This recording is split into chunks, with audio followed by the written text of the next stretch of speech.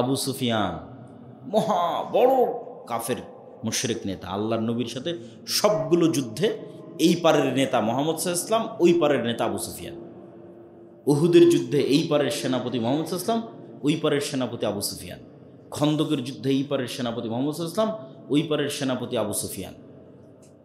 কিন্তু আবু সুফিয়ানের লাইফ হিস্ট্রিতে কেউ বলতে পারবে না যে আবু সুফিয়ান কারো 1 টাকা মেরে নিয়েছে, আর আবু সুফিয়ান কোনোদিন মিথ্যা বলেছে। এমনকি মুহাম্মদ সাল্লাল্লাহু আলাইহি ওয়াসাল্লামের নামে যখন আবু সুফিয়ানকে জিজ্ঞেস করা হয়েছে হিরাক্লিয়াসের দরবারে, তখনও আবু সুফিয়ান মিথ্যা বলেনি।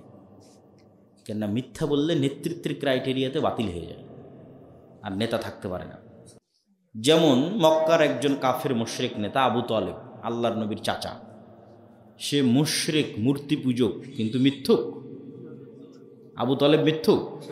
কেউ বলতে পারবে না, হিস্ট্রিতে নাই, ওদের রক্তের মধ্যেই নাই, বলবে কিভাবে? আবু তালেব দুর্নীতিবাজ, কারো টাকা মেরে নিয়েছে? ওদের রক্তের মধ্যেই নাই দুর্নীতি করা। আব্দুল মুত্তালিব এবং আব্দুল মুত্তালিবের সন্তানদের রক্তের মধ্যেই দুর্নীতি করা নাই। কেন? এটা নেতৃত্বের প্রথম গুণ। সে মুশরিক হতে পারে। এই জন্য আবু তালেবের ছেলে আলী, 4র্থ খলিফা রাদিয়াল্লাহু তাআলা আনহু, আবু তালেবের ছেলে যখন মুসলমান হয়ে গেছে তখন বিশ্বের নেতা। কেন? নেতৃত্বের মূল ক্রাইটেরিয়া তো আগে থেকে ফিল আপ আছে, শুধু তাওহীদটা ছিল না। সত্যবাদিতা, ন্যায়পরায়ণতা তো জন্মগত অবস্থায় পেয়েছে, সেখানে তাওহীদ এসে যুক্ত হয়েছে, আল্লাহর নবীর জ্ঞান এসে যুক্ত হয়েছে, বিশ্বের নেতা হয়ে গেছে। তো এবার আবু সুফিয়ানের ছেলেরা যখন, আবু সুফিয়ান নিজেও ইসলাম গ্রহণ করলো, আর ছেলেরাও যখন ইসলামে চলে আসলো, মুআবিয়া থেকে শুরু করে আরও পরে যারা আসছে, তো এই উমাইয়া খলিফারাই হলো এই যতদূর পর্যন্ত আজকে ইসলাম গেছে তার 80% এরিয়া উমাইয়ারে বিজয় করেছে। তারপরে তো আর কেউ সীমানা বাড়াতেই পারেনি। দুনিয়াতে যখন কারো নামে মামলা মোকদ্দমা হয়, কেস কোর্ট কাচারি হয়, তখন দেখবেন যার মোটামুটি টাকা পয়সা আছে ও কিন্তু এই বিপদ আপদগুলো মোকাবেলা করতে পারে। জরিমানা হলে জরিমানা দিতে পারে, অসুখ বিসুখ হলে মেডিকেলে গেলে খরচ করতে পারে। তথা দুনিয়াতে বিপদ আপদ উত্তীর্ণ হওয়ার জন্য টাকা অনেক কাজে দেয়। সেটা অসুখ বিসুখ হোক, অ্যাক্সিডেন্ট হোক, মামলা মোকদ্দমা হোক, টাকা লাগে। কিয়ামতের মাঠেও যখন মানুষ বিপদে পড়বে তখন টাকার দরকার হবে। কেননা কিয়ামতের মাঠেও টাকা দিয়ে ছাড় পাওয়ার ব্যবস্থা থাকবে, কিন্তু কিয়ামতের মাঠে নতুন করে টাকা তৈরি করা সম্ভব হবে না। যে টাকা আগে থেকেই পাঠানো আছে সেই টাকা দিয়ে কিয়ামতের মাঠের অনেক বিপদ অতিক্রম করা যাবে। যেমন 2 ধরনের বিপদের কথা বলি।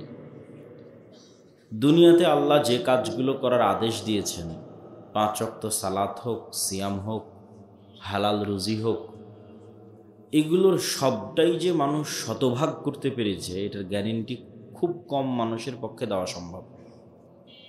যে আমার 10 বছর বয়স থেকে সালাত ফরজ হয়েছে, আমি এখন পর্যন্ত 1 ওয়াক্ত সালাত বাদ দেইনি, অথবা 1 ওয়াক্ত সালাত কাজা করিনি, অথবা 1 ওয়াক্ত সালাত জামাত ছুটে যায়নি, এই ধরনের গ্যারেন্টি দেওয়া মানুষের জন্য কঠিন।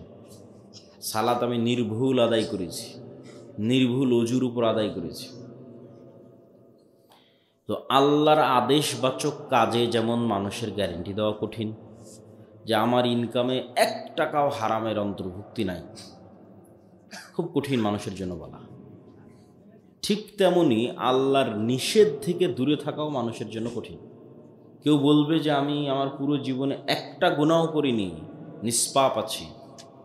একে তো আল্লাহর আদেশ বাস্তবায়নে কমতি, আর হচ্ছে আল্লাহর নিষেধ থেকে দূরে থাকাই, আল্লাহর নিষেধের সীমাকে লঙ্ঘন করা। যে না, আমি কোনোদিন বিড়ি সিগারেট পান করিনি, আমি কোনোদিন হারাম ইনকাম করিনি, কোনোদিন জেনা ব্যভিচারে লিপ্ত হইনি, কোনোদিন গান বাজনা অশ্লীল দৃশ্য শ্রবণ করিনি, দেখিনি। তাহলে এই দুটোই মানুষের পক্ষে গ্যারেন্টি দেওয়া সম্ভব হচ্ছে না। যখন এই দুটোই মানুষের পক্ষে গ্যারেন্টি দেওয়া সম্ভব হচ্ছে না, তখন শুধু এই দুটো দিয়ে মানুষ জান্নাতেরও গ্যারেন্টি দিতে পারবে না। যে আমি সালাতের গ্যারেন্টিতে জান্নাতে যাব, তাহলে তো নিশ্চিত করতে হবে যে আমি 1 ওয়াক্ত সালাত মিস দেইনি।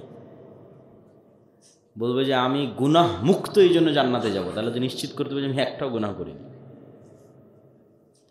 তাহলে এই দুটার গ্যারেন্টিতে জান্নাতে যাওয়ার নিশ্চয়তা একজন মুমিনের পক্ষে দেওয়া কঠিন। তাহলে কি লাগবে? আল্লাহর আদেশে যেগুলো কমতি হয়েছে সেগুলোর ক্ষতিপূরণ লাগবে, আর আল্লাহর নিষেধে যেগুলো সীমা লঙ্ঘন হয়েছে সেগুলোর কাফফারা লাগবে। তো দুনিয়াতেই আল্লাহ সুবহানাহু ওয়া তাআলা অসংখ্য আদেশকে অমান্য করার কারণে এবং অসংখ্য নিষেধকে লঙ্ঘন করার কারণে টাকার জরিমানা দিয়ে মানুষকে মুক্তি দিয়ে দিয়েছে দুনিয়াতেই। যেমন রমজানের দিনে স্ত্রীর সাথে সাংসারিক জীবনে যাওয়া নিষেধ, কেউ গেছে, গুনাহ করেছে, আল্লাহর আদেশকে লঙ্ঘন করেছে, নিষেধকে লঙ্ঘন করেছে, তখন আল্লাহ কি বলেছে? তাকে আল্লাহ বলেছে তুমি একটা গোলাম আজাদ করো, এটার কাফফারা। তো গোলাম আজাদ করতে কি লাগবে? গোলাম আজাদ করতে কি লাগবে? টাকা লাগবে। গোলাম আজাদ করার টাকা নাই, 60 জন মিসকিনকে খাওয়াও, 60 জন মিসকিনকে খাওয়াতে কি লাগবে? টাকা লাগবে। কেউ কসম দিয়ে কসম ভঙ্গ করেছে, তার কাফফারা। কেউ হজে গেছে, হজে গিয়ে কোনো একটা বিধানকে লঙ্ঘন করেছে, তখন মুআল্লিম বলবে দম দিতে হবে। দম মানে একটা খাসি, একটা দুম্বা জবাই করতে হবে। তো একটা দুম্বা জবাই করতে কি লাগবে? টাকা লাগবে। তাহলে দুনিয়াতে আল্লাহ সুবহানাহু ওয়া তাআলা অসংখ্য নেকির ব্যাকআপ, নেকির কমতির ব্যাকআপ আর গুনাহের কাফফারার ব্যবস্থা টাকা দিয়ে করে দিয়েছে। এই সিস্টেম কিয়ামতের মাঠেও চলমান থাকবে। কিন্তু সমস্যা হচ্ছে কিয়ামতের মাঠে নতুন করে আর টাকার ব্যবস্থা করার সুযোগ থাকবে না। কিয়ামতের মাঠের টাকাটা এখন থেকেই পাঠিয়ে যেতে হবে, যাতে কিয়ামতের মাঠে যখন আপনি বিপদে পড়বেন তখন যেন ওই টাকাটি দিয়ে বাঁচতে পারেন এবং বাঁচবেন। কিয়ামতের মাঠে টাকা দিয়ে বেঁচে যেতে পারবেন। যদি টাকার পরিমাণ এরকম বেশি হয়, আপনার পাওনাদারের পরিমাণ সেরকম কম হয়, আপনার গুনাহ খাতার পরিমাণ আপনার পাঠানো দানের তুলনায় যদি কম হয়, উঠে দিয়ে আপনার সবগুলোর কাফফারা হয়ে নিজের টাকার জোরে আপনি তখন জান্নাতে চলে যাবেন। কিন্তু সেই টাকাটা এখান থেকেই পাঠিয়ে রাখতে হবে। এই জন্য আল্লাহ সুবহানাহু ওয়া তাআলা দুইটা জিনিসের কাছে জান্নাতকে বিক্রি করে দিয়েছে। ইন্নাল্লাহা আশতারা মিনাল মুমিনিনা আনফুসাহুম ওয়া আমওয়ালাহুম বিআন্না লাহুমুল জান্নাহ। অন্যগুলোতে জান্নাত পাওয়া যাবে, বিক্রি নয়। সালাতে জান্নাত পাওয়া যাবে, সিয়ামে জান্নাত পাওয়া যাবে, হজে জান্নাত পাওয়া যাবে, কিন্তু জান্নাত বিক্রি হয়নি। আর জান্নাত বিক্রি হয়েছে মানে 100% গ্যারেন্টি জান্নাতে যাওয়ার, সেটা যে কিনে নেওয়া যায়, আমি জান্নাত কিনে নিয়েছি। তো আল্লাহ বিক্রি করবে, আপনি কিনবেন। ঠিক যেমন বাংলাদেশের বসুন্ধরা, গুলশানে প্লট এবং ফ্ল্যাট বিক্রি হচ্ছে না, তো এরকম জান্নাতে প্লট ফ্ল্যাট বিক্রি হচ্ছে, ঘর বিক্রি হচ্ছে। আল্লাহ বিক্রি করবে, মানুষ কিনবে। এটাকে আল্লাহ নিজে ব্যবসা বলে উল্লেখ করেছে, আমি বলতেছি ব্যবসা তা না। হাল আদুল্লুকুম আলা তিজারাতিন তুনজিকুম মিন আযাবিন নার। আমি কি তোমাদের এমন ব্যবসার কথা বলে দেব না যেই ব্যবসা তোমাদের জাহান্নামের আগুন থেকে মুক্তি দিবে? এই ব্যবসা আল্লাহ করছে মানুষের সাথে। আপনি যেমন মানুষে প্লট ফ্ল্যাটের বিজনেস করতেছেন, আল্লাহর জান্নাতেও প্লট এবং ফ্ল্যাট আছে, আল্লাহ বিক্রি করবে, ঘোষণা দিয়ে রেখেছে আপনাকে কিনতে হবে। তো দুটো জিনিসে বিক্রি হবে জান্নাত। একটা হচ্ছে মানুষ যদি তার জীবনের সবচেয়ে দামি সম্পদ জীবনটাই, মানে প্রাণটাই আল্লাহর রাস্তায় দিয়ে দেয়, তাহলে আল্লাহ সুবহানাহু ওয়া তাআলা ওর কাছে জান্নাতকে কী করে দিয়েছে? বিক্রি করে দিয়েছে। ও আল্লাহকে দিল প্রাণ, আল্লাহ ওকে দিবে জান্নাত। দুই, মানুষ টাকা দিয়ে জান্নাত কিনতে পারবে, মানে অন্যর আমল দিয়ে জান্নাত পাওয়া যাবে, কিন্তু কিনার দাবি টাকা দিয়ে করা যাবে। আমওয়ালাহুম। এখন মজার বিষয় হচ্ছে, দুনিয়াতে যখন আপনি প্লট ফ্ল্যাটের ব্যবসা করেন তখন টাকা যাকে দিলেন সেই কিন্তু টাকাটা নিয়ে গেল। আর এখানে কি আপনি আল্লাহকে টাকা দিতে পারছেন নাকি? যে ঠিক আছে আল্লাহ, তোমার কাছ থেকে আমি জান্নাত কিনবো টাকার বিনিময়ে, তো টাকাটা তোমার কাছে কিভাবে পাঠাবো? এটাই হলো আল্লাহর কারামাহ, মানে আল্লাহ মহান। তিনি এত মহান যে ওই টাকাটা আপনার গ্রামেই খরচ হবে। এই মাদ্রাসায় আপনার গ্রামের ছাত্ররাই পড়বে, এই মাদ্রাসায় আপনার গ্রামের শিক্ষকেরাই শিক্ষকতা করবে, ওদের পিছনেই ব্যয় হবে। এটা তার আল্লাহর কাছে যাচ্ছে না। তাহলে আপনার এলাকার মানুষের পিছনে ব্যয় হচ্ছে। মসজিদ, আপনি একটা মসজিদ করে দিলেন, ওখানে আপনার এলাকার মানুষ নামাজ পড়বে, এসি লাগিয়ে দিলেন, আপনি সেখানে গিয়ে আরামে বসে সালাত আদায় করবেন, তাহলে কাজে লাগছে মানুষের পিছনে। মধ্যেখান থেকে আল্লাহ বলছে ঠিক আছে, এটার বিনিময়ে আমি জান্নাত দিয়ে দিচ্ছি। বলেন আল্লাহু আকবার। আল্লাহ তো নিচ্ছে না, ব্যবহার তো দুনিয়াতেই হচ্ছে, দুনিয়ার মানুষের পিছনে ব্যবহার হচ্ছে। আপনি একটা মিসকিনকে খাবার দিচ্ছেন, ওই খাবার তো আর আল্লাহর কাছে যায় না, আল্লাহ তো খায় না। আল্লাহ তো অমুখাপেক্ষী, খাচ্ছে তো দুনিয়ার মানুষ, কিন্তু ওর বিনিময়ে আল্লাহ আপনাকে জান্নাত দিয়ে দিচ্ছে। এটাই হচ্ছে করিম। আল্লাহ সুবহানাহু ওয়া তাআলা মহানুভব, মহৎ। তো এই প্রতিষ্ঠানকেও আপনাদের সহযোগিতা করা উচিত, জরুরি। আমি জানি না যে কেউ এই মুহূর্তে চাদর নিয়ে ভিতরে ঢুকবে কিনা, ঢুকলে আমি ঢোকার জন্য আহ্বান জানাচ্ছি এবং আপনাদেরকে উক্ত প্রতিষ্ঠানে সহযোগিতা করার উদাত্ত আহ্বান জানিয়ে আমার মূল বক্তব্যের দিকে আমি আগাচ্ছি। মূল বক্তব্য হচ্ছে শিক্ষা, জ্ঞান। শিক্ষা এবং জ্ঞানের প্রয়োজনীয়তা, এটি আমার পূর্ব নির্ধারিত বিষয় দেওয়া আছে। শিক্ষা এবং জ্ঞান বিষয়ে প্রথমত আপনাদেরকে মনে রাখতে হবে যে আল্লাহ সুবহানাহু তাআলা রব্বুল আলামিন, তিনি ইলাহ, ইবাদতের যোগ্য। তো আল্লাহকে চিনতে চাইলে আল্লাহর গুণগুলো জানতে হবে। আল্লাহর গুণগুলো আল্লাহর শক্তি এবং ক্ষমতার প্রমাণ বহন করে। তো আল্লাহ সুবহানাহু তাআলার কোনো গুণ খারাপ নয়। আল্লাহ সুবহানাহু তাআলার সকল গুণ উঁচু। ওয়ালিল্লাহিল আসমাউল হুসনা, আল্লাহর নাম সর্বোত্তম, আল্লাহর গুণ সর্বোত্তম। তা এখন আল্লাহ যদি নিজেকে বলে যে আমি আলিম, আমি মহাজ্ঞানী, তাহলে আপনি বলেন জ্ঞানী হওয়া খারাপ না ভালো? তাহলে আমরা শুরু করেছি কি দিয়ে? হ্যাঁ, মহিলাদের প্যান্ডেলেও উদাত্ত আহ্বান জানাচ্ছি আপনাদের এই সহযোগিতার কার্যক্রমে অংশ নেওয়ার জন্য। তো আল্লাহ সুবহানাহু তাআলা জ্ঞানী। আমরা প্রথম বাক্য নির্ধারণ করেছি যে আল্লাহর কোনো গুণ খারাপ নয়, আল্লাহর সব গুণ শ্রেষ্ঠ। তো এখন আল্লাহ নিজের ক্ষেত্রে বলতেছে যে আমি সবার চেয়ে বেশি জ্ঞানী। তাহলে এবার বলেন জ্ঞানী হওয়া ভালো না খারাপ? জ্ঞানী হওয়া ভালো। কেননা পৃথিবীর আসমান জমিন এবং তার মধ্যে যা কিছু আছে তার মধ্যে সবচেয়ে জ্ঞানীকে? সবচেয়ে জ্ঞানী আল্লাহ নিজেই। এবার আসেন, আল্লাহ যত সৃষ্টিজীব সৃষ্টি করেছে তার মধ্যে আপনারা সবাই জানেন আশরাফুল মাখলুকাত হচ্ছে মানুষ। তো মানুষ যে আশরাফুল মাখলুকাত হলো, সেটা কি দিয়ে মানুষ আশরাফুল মাখলুকাত হলো? আল্লাহ সুবহানাহু ওয়া তাআলা ফেরেশতাদের ডাক দিয়ে বলছেন, ওয়াইজ ক্বালা রাব্বুকা লিল মালাইকাতি ইন্নী জাইলুন ফিল আরদি খলিফা ক্বালু আতাজআলু ফিহা মান ইয়াফসিদু ফিহা ওয়া ইয়াসফিকু আদ-দিমা ওয়া নাহনু নুসাব্বিহু বিহামদিক ওয়া নুকদ্দিসু লাক। আল্লাহ ফেরেশতাদের ডাক দিয়ে বললেন, আমি দুনিয়াতে মানুষ সৃষ্টি করতে চাই। ফেরেশতারা বলল, আল্লাহ দুনিয়াতে এমন কাউকে সৃষ্টি করবেন যারা মারামারি করবে, গন্ডগোল করবে, ফিতনা ফাসাদ করবে। আমরা তো আপনার তাসবিহ পড়ার জন্য আছি, আমরা তো আপনার প্রশংসা এবং জিকির করার জন্য আছি। আল্লাহ বললেন, ইন্নী আ'লামু মা লা তা'লামুন। ফেরেশতারা, আমি যা জানি তোমরা তা জানো না। তাহলে ফেরেশতা বেশি জ্ঞানী হলো না আল্লাহ বেশি জ্ঞানী হলো? তো আল্লাহ নিজের কাছে সিদ্ধান্ত রেখে নিচ্ছেন ফেরেশতাদেরকে এই কথা থ্রো করে যে ফেরেশতা তোমরা কি করো না বলেন তো? জানো না। ফেরেশতারা কি করে না? জানে না। আর আল্লাহর কাছে কি আছে? জ্ঞান আছে, তিনি জানেন। ফলত সিদ্ধান্ত কোনটা সঠিক সেটা আল্লাহই নিতে পারবে। তাহলে আল্লাহ সুবহানাহু ওয়া তাআলা ফেরেশতাদের জানিয়ে দিলেন যে ফেরেশতারা আল্লাহর চেয়ে কম জ্ঞানী। এবার ফেরেশতারা এটা স্বীকারও করবে যে তারা আল্লাহর চেয়ে কম জ্ঞানী, পুরোটার ভিত্তি জ্ঞানের উপর। এবার আল্লাহ সুবহানাহু ওয়া তাআলা আদম আলাইহিস সালাতু ওয়াস সালামকে সৃষ্টি করলেন, ওয়া আল্লামা আদামাল আসমাআ কুল্লাহা। তারপরে আদম থেকে নিয়ে কিয়ামত পর্যন্ত যত জিনিস পৃথিবীতে আসবে, এসেছে, অতীতে চলে গেছে, ভবিষ্যতে আসবে, সবগুলোর জ্ঞান আদম আলাইহিস সালামের ব্রেনে ছিল। মানুষের পক্ষে ক্যামেরা তৈরি করা অসম্ভব যদি এই ক্যামেরার জ্ঞান বাপের ব্রেনে না থাকতো। ও কোত্থেকে বের করে নিয়ে আসবে? মানুষের পক্ষে মোবাইল কম্পিউটার তৈরি করা অসম্ভব যদি এটার জ্ঞান আদমের ব্রেনে না থাকতো। এটা লজিক্যালি সম্ভব নয়। তাহলে মানুষ অতীতে যা আবিষ্কার করেছে, ভবিষ্যতে যা আবিষ্কার করবে, সবগুলোর জ্ঞান পিতার ব্রেনে আছে। যুগের প্রয়োজনে ওই পর্দাটা খুলে গেছে।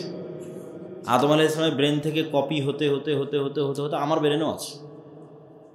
আমি যখন ওই সমস্যায় পড়ব তখন ওই পর্দাটা খুলে যাবে। মানুষ যখন বৈদ্যুতিক চাহিদায় পড়ে গেছে তখন বিদ্যুতের রাস্তা আল্লাহ তৈরি করে দিয়েছে মানুষের জন্য। মানুষের যখন উড়ার দরকার হয়েছে তখন উড়ার ব্যবস্থা করে দিয়েছে। যুগের চাহিদা অনুযায়ী, মানুষের চেষ্টা অনুযায়ী ওই পর্দাটা খুলে যাবে। কিন্তু ওইটা আগে থেকেই বাপের ব্রেনে আছে, বাপের ব্রেন থেকে ট্রান্সফার হতে হতে হতে হতে এখন আপনাদের ব্রেনেও আছে, আপনার ছেলের ব্রেনেও যাবে, এভাবে যেতেই থাকবে। আরও কত কি কিয়ামত পর্যন্ত আবিষ্কার হবে আল্লাহ জানে। ওয়া আল্লামা আদামাল আসমা কুল্লাহা, তো ফেরেশতারা তো এগুলো কোনো দিন দেখেইনি। তারপরে ফেরেশতাদেরকে ডাক দিয়ে বললেন, বলো তোমরা কি জানো এগুলো কি কি কি কাজে লাগে? তখন ফেরেশতারা বললেন, সুবহানাক লা ইলমা লানা ইল্লা মা আল্লামতানা। আবার জ্ঞানের গুরুত্ব। ফেরেশতারা বলছে, হে আল্লাহ, আপনি মহাপবিত্র, আপনি না শিখালে আমরা শিখব কোত্থেকে? আমরা অতটুকুই জানি যতটুকু আপনি জানিয়েছেন। বলেন আল্লাহু আকবার। লা ইলমা লানা ইল্লা মা আল্লামতানা, অতটুকুই জানি আল্লাহ যতটুকু আপনি জানিয়েছেন। তখন এবার আল্লাহ সুবহানাহু ওয়া তাআলা আদমকে বললেন, বলো আদম এগুলো কি? তো আদমকে তো আল্লাহ আগে থেকে জ্ঞান দিয়ে রেখেছে। তখন আদম আলাইহিস সালাতু ওয়াস সালাম এগুলো সবগুলোর বিস্তারিত বিবরণ দিয়ে দিলেন। তাহলে জ্ঞানে ফেরেশতাদের চেয়ে কে এগিয়ে গেল বলেন তো? আদম আলাইহিস সালাম এগিয়ে গেল। এবার জ্ঞানের সম্মানে, জ্ঞানের শ্রেষ্ঠত্বে, জ্ঞানের স্বীকৃতিতে আল্লাহ বললেন, ওয়াইজ কুলনা লিল মালাইকাতি ইসজুদু লি আদম ফাসাজাদু ইল্লা ইবলিস। এইটা কিন্তু কে নূরের তৈরি সেটার শ্রেষ্ঠত্ব নয়, কে আগুনের তৈরি সেটার শ্রেষ্ঠত্ব নয়। এই জন্য ইবলিসের প্রশ্নই রং, ইবলিসের প্রশ্নই ভুল। ইবলিস প্রশ্ন করতেছে যে আল্লাহ, আমি আগুনের তৈরি, ও মাটির তৈরি, ওকে কেন সিজদা করব? আরে আদম, তোমার যে জ্ঞানী বেশি, এই জন্য সিজদা করবা। সৃষ্টি তো তুমি আগুনের হয়েছে, ফেরেশতা নূরের হয়েছে। কোন জিনিস থেকে কে সৃষ্টি হয়েছে সেটার দিকে দেখলে তো ফেরেশতারা শ্রেষ্ঠ, তারা নূর থেকে তৈরি হয়েছে। কিন্তু এখন আদমের শ্রেষ্ঠত্ব ফেরেশতার জিনের উপরে উঠে যাচ্ছে কিসের ভিত্তিতে বলেন? জ্ঞানে উঠে যাচ্ছে। আল্লাহ সুবহানাহু ওয়া তাআলা ফেরেশতাদের বললেন, ফেরেশতা তোমরা সিজদা করো আদমকে, না জ্ঞানে ও সেরা। তাহলে আমাদের প্রথম লজিক ছিল আল্লাহর যত গুণ আছে সব গুণ শ্রেষ্ঠ গুণ। তো আল্লাহ যখন নিজেই বলছে আমি সবার চেয়ে জ্ঞানী, তাহলে জ্ঞানী হওয়া খারাপ না ভালো? জ্ঞানী হওয়া ভালো। দুই, এবার আদম আলাইহিস সালাতু ওয়াস সালামকে আল্লাহ সুবহানাহু ওয়া তাআলা ফেরেশতা এবং জিনদের উপর প্রাধান্য দিয়ে দিলেন কিসের ভিত্তিতে? জ্ঞানের ভিত্তিতে। তাহলে কিয়ামত পর্যন্ত আদম সন্তান যত জ্ঞান অর্জন করবে তত উপরে উঠবে, এটা কমন লজিক। যত জ্ঞান শিখবে তত ক্ষমতা, রাজত্বে, সম্মানে উপরে উঠবে। এভাবেই পৃথিবীকে সেট আপ করা আছে। আর জ্ঞানে যত পিছিয়ে থাকবে তত ক্ষমতা, সম্মান এগুলোতে পিছিয়ে থাকবে। যেমন আল্লাহ সুবহানাহু ওয়া তাআলা পবিত্র কোরআন মাজিদের একটা আয়াতে বলছেন, ইয়ারফাউল্লাহুল্লাযীনা আমানু মিনকুম ওয়াল্লাযীনা উতুল ইলমা দারাজাত। আল্লাহ তোমাদের মধ্যে কাদেরকে সম্মানিত করেছে জানো? তোমাদের মধ্যে যারা ঈমান এনেছে তাদেরকে সম্মানিত করেছে, আর তোমাদের মধ্যে যারা জ্ঞানে এগিয়ে গেছে ওদেরকে আল্লাহ সম্মানিত করেছে। তাহলে জ্ঞানে এগিয়ে থাকা সম্মানের মূল ভিত্তি। ইন্নামা ইয়াখশাল্লাহু মিন ইবাদিহিল উলামা। আল্লাহ সুবহানাহু তাআলাকে সবচেয়ে বেশি ভয় করে জ্ঞানীরা। মসজিদে যখন জামাত শুরু হবে, ইমামকে নির্ধারণ হবে, তখন রাসূল সাল্লাল্লাহু আলাইহি ওয়াসাল্লাম বলছেন, আ'লামুহুম, তোমাদের মধ্যে যে কোরআন এবং হাদিস সম্পর্কে বেশি জানে সেই ইমাম হবে, সেই নেতা হবে। আল্লাহ সুবহানাহু তাআলা যখন তালুতকে নেতা বানালেন, বানু ইসরাইলদের একটা কওম যাদেরকে জেরুজালেম থেকে বের করে দেওয়া হয়েছিল, তো তারা পুনরায় জেরুজালেমে ফিরতে চাইতো। তো তারা তাদের নবী শামুয়েলের কাছে গিয়ে বলল যে আমাদের একজন নেতা দেন। তখন আল্লাহ বলল, ঠিক আছে, তালুতকে তোমাদের নেতা বানিয়ে দিলাম। তখন বানু ইসরাইলরা বলতেছে, ওর না বংশমর্যাদা আছে, ওর না টাকা আছে, কেমনে ও নেতা হয়? তালুত কেমনে নেতা হয়? না ওর বংশের মর্যাদা আছে না টাকা আছে। তখন আল্লাহ কোরআনে বলছে যে আমরা তালুতকে বাস্তাতান ফিল ইলমি ওয়াল জিসম, তালুতকে নেতা বানিয়েছি দুইটা কারণে।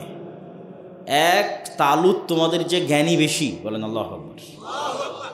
আর তালুতের শারীরিক সক্ষমতা তোমাদের চেয়ে বেশি, যুদ্ধ করতে পারবে। বাস্তাতান ফিল ইলমি ওয়াল জিসম। তাহলে জ্ঞানী না হলে নেতা হওয়া যায় না। আর এখন মানুষ টাকা দিয়ে মনোনয়নপত্র কিনে নেবে, সেই নেতা। নেতৃত্বের দুইটা ক্রাইটেরিয়া আছে, এই দুইটা ক্রাইটেরিয়া ফিল আপ না করতে পারলে সে নেতা নয়। নেতৃত্বের 1 নম্বর ক্রাইটেরিয়া হচ্ছে ওকে সত্যবাদী ন্যায়পরায়ণ হতে হবে। নেতৃত্বের 2 নম্বর ক্রাইটেরিয়া হচ্ছে ওকে জ্ঞানী হতে হবে। তাহলে 1 নম্বর ক্রাইটেরিয়া সত্যবাদী ন্যায়পরায়ণ আমানতদার। আর আজকের মুসলমানদের মধ্যে শুধু সাধারণ মুসলমান নয়, মসজিদ মাদ্রাসা আলেম ওলামা ইসলামী দল সংগঠন সব মিলিয়ে সবচেয়ে যে জিনিসটার অভাব আছে সেটা হচ্ছে সত্যবাদিতা, সেটা হচ্ছে ন্যায়পরায়ণতা। এটার অভাব সবচেয়ে বেশি। আর মুসলমানদের মধ্যে যেন সত্যবাদী ন্যায়পরায়ণ নেতা তৈরি না হতে পারে, এই জন্যই ডেমোক্রেটিক গণতান্ত্রিক সিস্টেম দেওয়া আছে। কেন বললাম এই কথা? কেননা গণতন্ত্রে নেতা হতে আপনাকে অন্য দলের বিরুদ্ধে সত্য মিথ্যা তো বলতেই হবে, একই আসনে নিজ দলের মনোনয়ন প্রার্থীর বিরুদ্ধেও সত্য মিথ্যা বলতে হবে। তাহলে কালচারটাই গড়ে উঠতেছে মিথ্যা এবং দুর্নীতির উপর।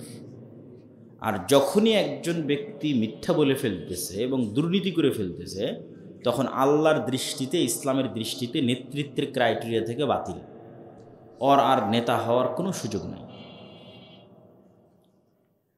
এবং মক্কার কাফের মুশরিকরা পর্যন্ত এই গুণে আজকের মুসলমানদের চেয়ে ভালো ছিল। আজকের মুসলমানেরা গোলাম আছে শুধু এই কারণে, এই দুইটা কারণে, যে দুইটা কারণে বলতে কেন, গোলামের অল্টারনেটিভটাই হচ্ছে নেতা, গোলামের বিপরীতটাই নেতা। হয় আপনি নেতা, না হয় গোলাম। তাহলে আপনার নেতৃত্বের যোগ্যতা যদি না থাকে, আপনি গোলাম অবস্থায় আছেন। তো আজকের বর্তমান বিশ্বের মুসলমানেরা গোলাম অবস্থায় আছে এই দুইটা কারণে। এক, নেতৃত্বের 1 নম্বর ক্রাইটেরিয়া তারা ফুলফিল করতে পারতেছে না, যেটাতে মক্কার কাফের মুশরিকরা তাদের চেয়ে গিয়েছিল। যেমন মক্কার একজন কাফের মুশরিক নেতা আবু তালেব, আল্লাহর নবীর চাচা। সে মুশরিক, মূর্তি পূজক, কিন্তু মিথ্যুক। আবু তালেব মিথ্যুক কেউ বলতে পারবে না, হিস্ট্রিতে নাই, ওদের রক্তের মধ্যেই নাই, বলবে কিভাবে? আবু তালেব দুর্নীতিবাজ, কারো টাকা মেরে নিয়েছে? ওদের রক্তের মধ্যেই নাই দুর্নীতি করা। আব্দুল মুত্তালিব এবং আব্দুল মুত্তালিবের সন্তানদের রক্তের মধ্যেই দুর্নীতি করা নাই। কেন? এটা নেতৃত্বের প্রথম গুণ। সে মুশরিক হতে পারে। এই জন্য আবু তালেবের ছেলে আলী, 4র্থ খলিফা রাজিয়াল্লাহু তাআলা আনহু, আবু তালেবের ছেলে যখন মুসলমান হয়ে গেছে তখন বিশ্বের নেতা। কেন? নেতৃত্বের মূল ক্রাইটেরিয়া তো আগে থেকে ফিল আপ আছে, শুধু তাওহীদটা ছিল না। সত্যবাদিতা ন্যায়পরায়ণতা তো জন্মগত অবস্থায় পেয়েছে, সেখানে তাওহীদ এসে যুক্ত হয়েছে, আল্লাহর নবীর জ্ঞান এসে যুক্ত হয়েছে, বিশ্বের নেতা হয়ে গেছে। আবু সুফিয়ান মহা বড় কাফের মুশরিক নেতা, আল্লাহর নবীর সাথে সবগুলো যুদ্ধে এই পারের নেতা মুহাম্মদ সাল্লাল্লাহু আলাইহি ওয়াসাল্লাম, ওই পারের নেতা আবু সুফিয়ান। উহুদের যুদ্ধে এই পারের সেনাপতি মুহাম্মদ সাল্লাল্লাহু আলাইহি ওয়াসাল্লাম, ওই পারের সেনাপতি আবু সুফিয়ান। খন্দকের যুদ্ধে এই পারের সেনাপতি মুহাম্মদ সাল্লাল্লাহু আলাইহি ওয়াসাল্লাম, ওই পারের সেনাপতি আবু সুফিয়ান। কিন্তু আবু সুফিয়ানের লাইফ হিস্ট্রিতে কেউ বলতে পারবে না যে আবু সুফিয়ান কারো 1 টাকা মেরে নিয়েছে, আর আবু সুফিয়ান কোনোদিন মিথ্যা বলেছে। এমনকি মুহাম্মদ সাল্লাল্লাহু আলাইহি ওয়াসাল্লামের নামে যখন আবু সুফিয়ানকে জিজ্ঞেস করা হয়েছে হিরাক্লিয়াসের দরবারে, তখনও আবু সুফিয়ান মিথ্যা বলেনি। কেননা মিথ্যা বললে নেতৃত্বের ক্রাইটেরিয়াতে বাতিল হয়ে যায়, আর নেতা থাকতে পারে না। তো এবার আবু সুফিয়ানের ছেলেরা যখন, আবু সুফিয়ান নিজেও ইসলাম গ্রহণ করলো, আর ছেলেরাও যখন ইসলামে চলে আসলো, মুআবিয়া থেকে শুরু করে আরও পরে যারা আসছে, তো এই উমাইয়া খলিফারাই হলো এই যতদূর পর্যন্ত আজকে ইসলাম গেছে তার 80% এরিয়া উমাইয়ারাই বিজয় করেছে। তারপরে তো আর কেউ সীমানা বাড়াতেই পারেনি, সীমানা ওই পর্যন্তই শেষ যে পর্যন্ত উমাইয়ারা বাড়িয়েছে। উমাইয়াদের আমলি মুহাম্মদ বিন কাসিম ভারত বিজয় করেছে, তো আজ পর্যন্ত ভারতে ইসলাম আছে। যেখানে যেখানে ইসলাম আছে সেখানে সেখানে উমাইয়াদের শাসনামলি গেছে। ওরাই সবচেয়ে বেশি এরিয়া বিজয় করেছে, কেন ওরা শ্রেষ্ঠত, নেতৃত্বের শ্রেষ্ঠতায় আসীন ছিল। কেন? নেতৃত্বের প্রথম ক্রাইটেরিয়া তারা ফুলফিল করতে পেরেছে, এটা হচ্ছে সত্যবাদিতা, ন্যায়পরায়ণতা। আর এখন একজন মুসলমান খুঁজেন, ওসি, ডিসি, এসপি, মন্ত্রী, মিনিস্টার, এসিল্যান্ট, সাব রেজিস্ট্রার, এসপি, মুখে দাড়িও পাবেন, 50-100 বার উমরাও করেছে, ঠিক আছে, মাথায় দেখা যাচ্ছে টুপিও আছে, কিন্তু যখন ওই চেয়ারে বসতেছে তখন ঘুষ খায়। মসজিদ মাদ্রাসার কমিটিতে আছে, জালসার প্রধান অতিথিতে আছে, কিন্তু ন্যায়পরায়ণতা, সত্যবাদিতাই নাই। তাহলে এদের কাছে ইসলামের প্রকৃত চিত্রটা পরিষ্কারই হয়নি যে ইসলামের প্রকৃত চিত্রটা কি। এবং এরা ইসলামের বাহ্যিক আমলগুলোকে ধোঁকা দেওয়ার জন্য ব্যবহার করতেছে। নিজেকে ধোঁকা, আল্লাহকে ধোঁকা, মানুষকে ধোঁকা, 3টে ধোঁকা। যে আমি বাহ্যিকভাবে নামাজ পড়ে, বাহ্যিকভাবে হজ উমরা করে, বাহ্যিকভাবে দাড়ি টুপি দিয়ে আমি নিজেকে ধোঁকা দিব, আল্লাহকে ধোঁকা দিব, মানুষকে ধোঁকা দিব। কিন্তু ঈমান মানেই তো সত্যবাদিতার উপর দাঁড়িয়ে থাকা। লা ঈমান আল ঈমান লা আমানাত লাহু। যার আমানত নাই, যার ন্যায়পরায়ণতা নাই, ওর অন্তরে ঈমানও নাই। ঈমানটাই আসল। আপনি ইউরোপ, আমেরিকা যান, লন্ডন যান, সেখানে গিয়ে দেখেন যে সবচেয়ে বেশি 2 নম্বরই কাগজপাতি, 2 নম্বরই আবেদন, ভুয়া মিথ্যা তথ্য দিয়ে কারা নাগরিকত্ব এবং ডকুমেন্টস নিয়ে দেখবেন মুসলমানেরা 1 নম্বরে। অথচ সবাই দেখবেন মসজিদে গিয়ে নামাজ পড়তেছে। তাহলে তাদের কাছে ইসলাম কি, এটা এখনো পরিষ্কার না। তারা মনে করেছে এই বাহ্যিক আমলগুলো দিয়ে আমরা নিজেরাও ধোঁকা দেবো, মানুষকে ধোঁকা দেবো, সবাইকে ধোঁকা দেবো, কিন্তু বলবো মিথ্যা, করবো অন্যায়, দুর্নীতি, হারাম। অথচ ওটাই ইসলাম। আগে ওটাই পূরণ করতে হবে, সেটাই ইসলাম, না হলে নেতৃত্ব আসবে না। এই পয়েন্টে আর একটা কথা বলে আমরা নেতৃত্বে 2 নম্বর গুণে যাব, যেটা আমাদের আজকের বক্তব্যের মূল বিষয়বস্তু, জ্ঞান। দেখেন, বানু ইসরাইলেরা ছিল নবীদের সন্তান, ইব্রাহিম আলাইহিস সালামের সন্তান। যে বানু ইসরাইলের ঘটনায় পবিত্র কোরআনের সূরা বাকারা সহ, সূরা বাকারায় ব্যাপক, আর অন্য সব সূরাতে তো আছে। সবচেয়ে বেশি যে নবীর ঘটনা আলোচিত হয়েছে কোরআনে, সেটা মুসা আলাইহিস সালামের ঘটনা। আমরা উম্মত মুহাম্মদ সাল্লাল্লাহু আলাইহি ওয়াসাল্লামের, আর কোরআন গল্প করে রেখেছে কার? মুসা আলাইহিস সালামের। আপনি খুলে পড়েন, সবচেয়ে বেশি গল্প আছে মুসা আলাইহিস সালামের, সবচেয়ে বেশি গল্প আছে বানু ইসরাইলের। তার কারণ হচ্ছে মুহাম্মদ সাল্লাল্লাহু আলাইহি ওয়াসাল্লামের উম্মত বানু ইসরাইলের মতো হয়ে যাবে। এই জন্য ওদের এই গল্পগুলো জানা থাকা দরকার, এই শিক্ষাগুলো থাকা দরকার। কেন এদেরও আলটিমেট গোল, ভবিষ্যৎ হচ্ছে এরাও বানু ইসরাইল। রাসূল সাল্লাল্লাহু আলাইহি ওয়াসাল্লাম নিজে হাদিসে বলে গেছে যে আমার উম্মত বানু ইসরাইলদের সাথে একটা পায়ের জুতা আর একটা পায়ের জুতার সাথে যেমন মিলে আছে, ভাই মিলে যাবে। এই জন্য বানু ইসরাইল আর মুসা ফিরআউনের গল্পে কোরআন পরিপূর্ণ, যেন এটা দেখে আমরা আগেই সতর্ক হয়ে শিখতে পারি, বা যখন ধ্বংসের দ্বার প্রান্তে দাঁড়িয়ে আছি তখনও যেন ফেরত আসতে পারি। তো এই বানু ইসরাইলেরা নবীর সন্তান, ইব্রাহিম আলাইহিস সালামের সন্তান, ইসহাক আলাইহিস সালামের সন্তান, ইয়াকুব আলাইহিস সালামের সন্তান, ইউসুফ আলাইহিস সালাম এবং তার 11 ভাইয়ের সন্তান। অথচ এদেরকে যখন আল্লাহ বলতেছে যে দাউদ যখন জাবুর তেলাওয়াত করে, তখন নদীর মাছেরা নদীর ধারে আসে, তোমরা এই মাছটা ধরবা না। তখন এরা কি করলো? ওই মাছটা বানা দিয়ে, বেড়া দিয়ে ঘিরে রেখে দিল। রবিবারের দিন গিয়ে এই মাছ ধরলো। কি পরিমাণ 2 নম্বরই বুদ্ধি! এরা নবীদের সন্তান। এই রকম 2 নম্বরই ছল চাতুরি, চালাকি, দুর্নীতিতে বানু ইসরাইলের ইতিহাস পরিপূর্ণ হয়ে আছে। তখন আপনি দেখবেন যে মুসলমানেরা কত নম্বরের 2 নম্বরই জানে। আল্লাহ নবী বলেছে যে বানু ইসরাইলের সাথে মিলে যাবে। তাহলে ওরা নবীদের সন্তান হওয়ার পর এত মিথ্যা, এত দুর্নীতি, এত ধোঁকা শিখল কিভাবে? আর মুসলমানেরা যেখানে ছিল, কোথায়? উমাইয়াদের শাসনামলে সত্যবাদিতা, ন্যায়পরায়ণতায় অটল। ওমরের শাসনামল, আলীর শাসনামল, এগুলো শুধু ন্যায় আর সত্যবাদিতার শাসনামল। পৃথিবী ন্যায় আর সত্যে পরিপূর্ণ করে দিয়েছিল তারা। তো তাদের বংশধরেরা আজ আমরা কিভাবে মিথ্যার দুর্নীতিতে ডুবে গেলাম, পুরো একটা জাতি। এটার কারণটাই হচ্ছে ওই বানু ইসরাইলরা ফেরাউনের গোলাম ছিল 300-400 বছর।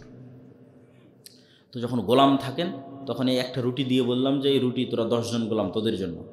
তো ওই একটা রুটির জন্য 1 গোলাম আর 1 গোলামকে মেরে ফেলে দেবে। ওই যে তখন তৈরি হয়ে যায় দুর্নীতির কালচার, মিথ্যার কালচার, না রিজিকের সংকট, গোলামের জীবনী তখন রক্তের মধ্যে ঢুকে যায়। তো ফেরাউনের যে পরিমাণ গোলামির অধীনে বানু ইসরাইলরা ছিল, তাদের এই দুর্নীতি, মিথ্যা তাদের মধ্যে ঢুকে গেছে। আল্লাহ খুব ভালোভাবে জানতেন যে মুসা আলাইহিস সালামও যদি এই বানু ইসরাইলদের সাথে বড় হয়, এই গোলামের মতো পালিয়ে পালিয়ে পালিয়ে পালিয়ে বড় হয়, তাহলে মুসা আলাইহিস সালামের যে মহৎ নৈতিকতা ওটা তৈরি হবে না, মহৎ হৃদয় ওটা তৈরি হবে না, সাহসিকতা, সত্যবাদিতা, ন্যায়পরায়ণতা ওটা তৈরি হবে না।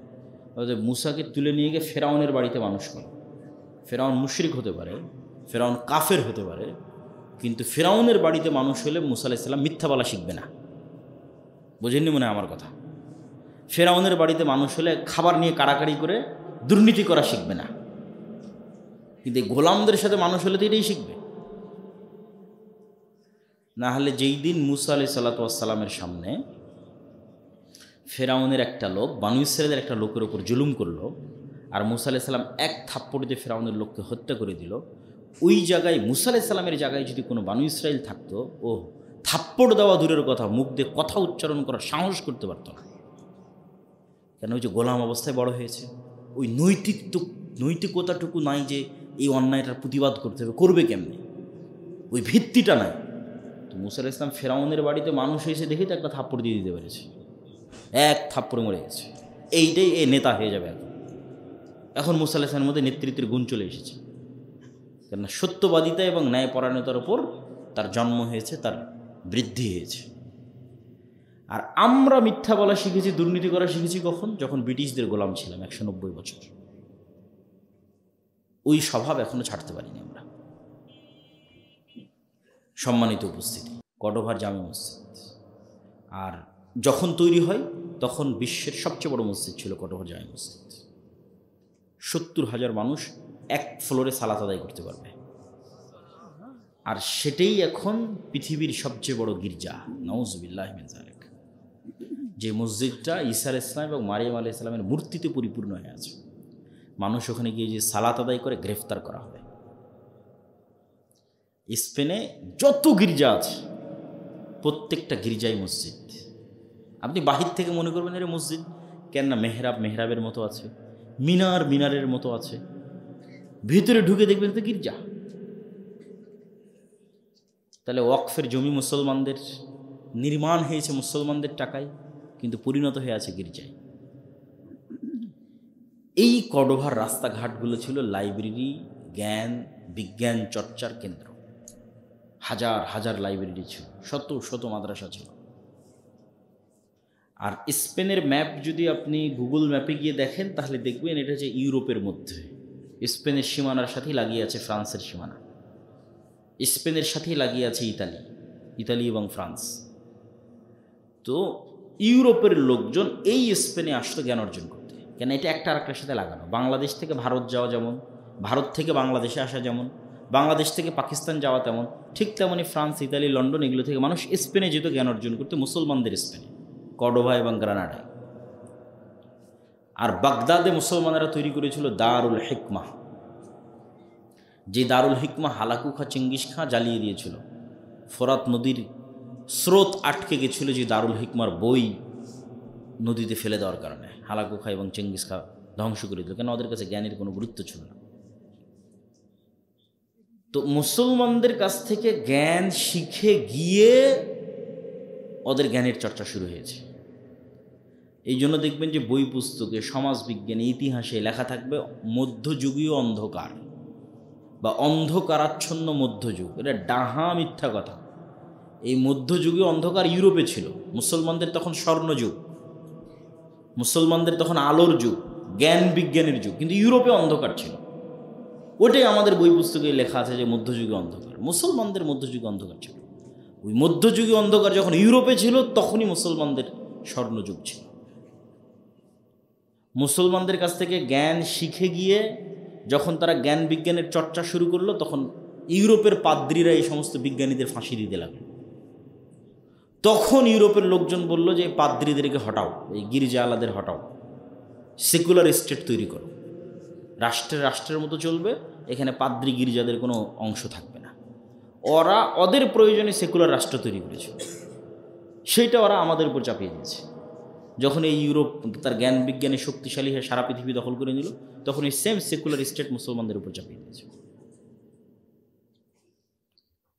এবং মুসলমানদের যেই সময়গুলোতে মুসলমানদের কাছ থেকে জ্ঞান শিখে ইউরোপ জ্ঞান শিখতে শিখতে শিখতে শিখতে উপরে যাচ্ছে, দুর্ভাগ্যজনক হলেও সত্য, সেম ওই সময়গুলোতে মুসলমানেরা জ্ঞান বিজ্ঞানের চর্চা ছেড়ে দিয়ে আরাম আয়েশ বিলাসিতায় লিপ্ত হয়ে গেছিল, সেম ওই টাইমটাতে। এই জন্য এত বড় উত্থান পতন। বিশাল উসমানী খেলাফত থাকার পরও কোথাও টিকতে পারেনি, বিশাল মোগল সাম্রাজ্য থাকার পরও কোথাও টিকতে পারেনি। কেননা ইউরোপেরা যখন পানি জাহাজ বানাচ্ছে, মোগলেরা তখন তাজমহল বানাচ্ছে। আপনি ইতিহাস পড়ে দেখবেন যে ঠিক যেই সময়ে ইউরোপেরা জ্ঞান বিজ্ঞানে উন্নত হয়ে যুদ্ধ জাহাজ তৈরি করতেছে, ওই সময়ে মোগলেরা তাজমহল তৈরি করতেছে। এই দুই ডিসিশনের কারণেই আর মুসলমানদের স্বাধীনতা রক্ষা করা যায়নি। আপনি তাজমহলের জায়গায় একটা বিশ্ববিদ্যালয় বানাতেন, একটা জ্ঞান বিজ্ঞানের গবেষণাগার তৈরি করতেন, তাহলে আর কোনো মতেই যুদ্ধজাহাজ নিয়ে সেই ইস্ট ইন্ডিয়া কোম্পানি কলকাতার পোর্ট দখল করে আর মুম্বাইয়ের পোর্ট দখল করে ভারতকে মুসলমানদের হাত থেকে নিতে পারত না। ওরা যেই পরিমাণ উন্নত অস্ত্রপাতি নিয়ে আসছে, যেই পরিমাণ যুদ্ধজাহাজ নিয়ে আসছে, এগুলো ছিলই না এদের কাছে। কেন? ওগুলোর পেছনে এরা সময়ই দেয়। ওরা সব টাকা ব্যয় করেছে আরাম আয়েশ, বিল্ডিং নির্মাণ, বাড়িঘর নির্মাণ, এই বাগান তৈরি, দেশ শেষ, মুসলমানদের স্বাধীনতাই শেষ। একই অবস্থা ছিল উসমানীয় সালতানাতের সময়। তাহলে কি দেখা গেল? এখানে আর একটা বিষয় মনে রাখতে হবে, মুসলমানদের কাছে যখন জ্ঞান ছিল তখন মুসলমানেরা জ্ঞানকে আল্লাহর নিয়ামত মনে করত, সাদাকায় জারিয়া মনে করত। এই জন্য একটা হিন্দুও যদি মুসলমানদের কাছে জ্ঞান শিখতে এসেছে, ইউরোপের খ্রিস্টানরাও যদি জ্ঞান শিখতে এসেছে, মুসলমানেরা ফি সাবিলিল্লাহ জ্ঞান শিখিয়েছে। এই পয়েন্টটা খুব ভালো করে মনে রাখবেন যে ইউরোপেররা মুসলমানদের কাছ থেকে জ্ঞান নিয়ে গেছে কোনো খরচ করা ছাড়াই, ফি সাবিলিল্লাহ। আর আজকে ইউরোপ এবং আমেরিকা যখন জ্ঞানের ভাণ্ডার পেয়ে গেছে, তখন এরা এই পুরো জ্ঞানটাকে কুক্ষিগত করে ফেলেছে। একটা মাস্টার্সের কোর্স আপনি ইংল্যান্ডে কিনতে যাবেন, 30 লক্ষ টাকা লাগবে এক বছরের। খালি এক বছরের খালি এমনি ফাও মাস্টার্সের কোর্স, তাহলে একটা পিএইচডি কোর্সের দাম কত হতে পারে? এমনি দু একটা নাম কস্তে স্কলারশিপ দেয়। এরা জ্ঞানকে কুক্ষিগত করে এখন বিক্রি হবে। করোনা ভাইরাস আসছে, কে আগে টিকা বের করবে? ওরা আগে টিকা বের করবে, ওই টিকা তোমাকে কিনতে হবে, এটাই বিজনেস। ওইটা দিবে না যে কিভাবে এটা বানানো যাবে। এক দেশকে আর এক দেশের সাথে যুদ্ধ লাগিয়ে দাও, অস্ত্র কার কাছে? অস্ত্র তো আমার কাছে, আমেরিকা। ওই অস্ত্র কেমনে বানাবে ওইটা শিখাবে না, টাকা দাও, অস্ত্র কিনে নিয়ে যাও। তা এখন আরব বিশ্বের যা টাকা, সব টাকা এমনি চলে যাচ্ছে খালি ফাও অস্ত্র কিনতে। কিন্তু শিখবে যে ওইটা ও শিখাবে না, জ্ঞানকে কুক্ষিগত করে দিয়েছে। সম্মানিত উপস্থিতি, ফলত অটোমেটিক জ্ঞানের বিজ্ঞানে পিছিয়ে থাকার কারণে মুসলমানেরা পিছিয়ে আছে। মুসলমানেরা যেন জ্ঞান বিজ্ঞানে এগিয়ে যেতে না পারে, কোশ্চিনকালেও যেন জ্ঞান বিজ্ঞানে মাথা তুলে না দাঁড়াতে পারে, এই জন্য মুসলমানদেরকে ধ্বংস করার জন্য ইহুদিরা কিছু প্রজেক্ট লঞ্চ করে রেখেছে, যে প্রজেক্টগুলোতে মুসলমানদের ব্যস্ত করে রেখেছে। কিন্তু ইহুদিরা ওগুলো কাজে ব্যস্ত হয় না। সেটার একটা হচ্ছে জুয়া, সেটার একটা হচ্ছে মদ এবং নেশা, সেটার একটা হচ্ছে ক্রিকেট, ফুটবল সহ বিভিন্ন বিনোদনের খেলতামাশা। তারা এগুলোকে প্রমোট করে, তাদের অতিরিক্ত নষ্ট অর্থ দিয়ে পৃথিবীতে চলুক। এই মদ, জুয়া, নেশা, ক্রিকেট, ফুটবল এগুলোর উন্মাদনা না চললে মুসলমানদের সময় নষ্ট হবে কোত্থেকে? মুসলমানের পাগল যুবকেরা ওই জুয়ার পিছনে সময় নষ্ট করবে, অনলাইন জুয়া, বাস্তবে জুয়া, বিড়ি, সিগারেট, মদ, সেটার পিছনে সময় নষ্ট করবে, খেল তামাশা, বিনোদন, এটার পিছনে সময় নষ্ট করবে। আর ইহুদির সন্তানেরা স্ট্রিক্টলি বাধ্যতামূলক খালি জ্ঞান অর্জন করতে হবে, শুধু পড়তে হবে। পড়ে জ্ঞান বিজ্ঞানী, ব্যবসায়ী, ডাক্তার, ইঞ্জিনিয়ার, ব্যাংকার ওদেরকে হতে হবে। আর মুসলমানের সন্তানেরা এই যৌবনের মূল সময়টা জুয়ায়, নেশায়, খেলতামাশায় মত্ত রাখবে। এবার যখন 25-30 বছর হয়ে গেছে তখন আর কোনো রাস্তা নেই, এখন বিদেশে গিয়ে কামলা খাট, রেজাল্ট সামারি, আর কোনো রাস্তা নেই। এটা হলো গোলামির একদম বাস্তব চিত্র। এই গোলামির বাস্তব চিত্র যদি আরও ভালো করে দেখতে চান, যে জ্ঞান অর্জন না করার কারণে, এই জুয়া, নেশা আর খেলতামাশায় মত্ত থাকার কারণে গোলামির চিত্র কত নিম্ন লেভেলে যেতে পারে, তাহলে একদিন আপনি এখান থেকে, অথবা কল্পনা করতে পারি, একদিন আপনি এখান থেকে লিবিয়াতে যাবেন। ঠিক আছে, লিবিয়ার রাজধানী ত্রিপোলি। ত্রিপোলিতে অন্তত এরকম কয়েক শত দালাল চক্র আছে, যেই দালাল চক্ররা বাংলাদেশের দালালদের সাথে কন্ট্যাক্ট করবে। বাংলাদেশের দালালেরা আবার আপনাদের গ্রামের গঞ্জের ছেলেপেলেদের সাথে কন্ট্যাক্ট করবে, যে 20 লক্ষ টাকা দিব, 25 লক্ষ 30 লক্ষ টাকা দিব, এখান থেকে পাসপোর্ট করে দুবাই, দুবাই থেকে ত্রিপোলি, ত্রিপোলি থেকে যেভাবেই হোক তোমাকে ইউরোপে ঢুকিয়ে দেওয়া হবে। ইতালি, ফ্রান্স, জার্মানি যেটাতে পারবা সেটাতে ঢুকে যাবে। এখানে বাপ মায়ের কাছ থেকে জমি জায়গা বিক্রি করে 20-25 লক্ষ টাকা নিয়েছে, ঠিকঠাক দুবাই গেছে, দুবাই থেকে ঠিকঠাক ত্রিপোলি গেছে। ত্রিপোলিতে গিয়ে এখন বাতাস দিয়ে ফুলানো নৌকা, রাবারের নৌকা, যেটাকে বাতাস দিয়ে ফুলানো হয়েছে, ওই নৌকাতে আফগানি মুসলমান, বাংলাদেশি মুসলমান, পাকিস্তানি মুসলমান, আফ্রিকান মুসলমান, সবই মুসলমান। এটা হলো মুসলমানদের গোলামির চিত্র। ওই নৌকাটা, যে নৌকাটা ভূমধ্য সাগরে ভাসতেছে ইউরোপে আশ্রয় প্রার্থনা করার জন্য, ওই নৌকাটা হচ্ছে সারা বিশ্বের মুসলমানদের গোলামির চিত্র। ওখানে একটা হিন্দুও নয়, ওখানে একটা খ্রিস্টানও নয়, মানে বাংলাদেশের মুসলমান আছে, আফগানিস্তানের আছে, পাকিস্তানের আছে, আর আফ্রিকার আছে। আর এখন নতুন গত 5-10 বছরে যুক্ত হয়েছে ইয়েমেন, সিরিয়া, এগুলো অঞ্চলের মুসলমানেরা, কিন্তু সব মুসলমান। ঠাসাঠাসি গাদাগাদি করে একটা নৌকার উপর উঠেছে। এই নৌকা এখন ছেড়ে দেওয়া হলো ভূমধ্য সাগরে আল্লাহর নামে, যে কোনো মুহূর্তে ডুবে যেতে পারে। ডুবে গেলে ওই ঠান্ডা বরফের মধ্যে মৃত্যু, লাশ। আর যদি কোনো মতে ওই ধারে ঘেঁষে, তাহলে হয়তো ইতালির পুলিশ উঠায় নিয়ে গেল, ফ্রান্সের পুলিশ উঠিয়ে নিয়ে গেল, নিয়ে গিয়ে ওই 2-3 বছর কোনো সেফ হোমে বন্দি অবস্থায় রাখবে। তার আগে এমনি ত্রিপোলিতে কত সেফ হোমে বন্দি অবস্থায় থেকেছে, মেরেছে, পিটেছে, জুমে, ভিডিওতে, ইমোতে বাপ মাকে দেখেছে, দেখো তোমার ছেলেকে মেরে ফেলে দিলাম, আরও টাকা দাও না হলে ছাড়বো না, আরও টাকা দাও না হলে ছাড়বো না। এ হলো অশিক্ষিত মূর্খ গোলাম জাতির চিত্র।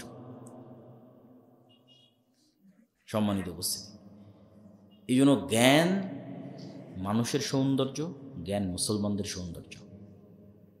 আমাদের দিন শুরুই হয়েছে ইকরা বিস্মি রব্বিকাল্লাযী খালাক, ইকরা ওয়া রাব্বুকাল আকরাম, পড়া দিয়ে শুরু হয়েছে।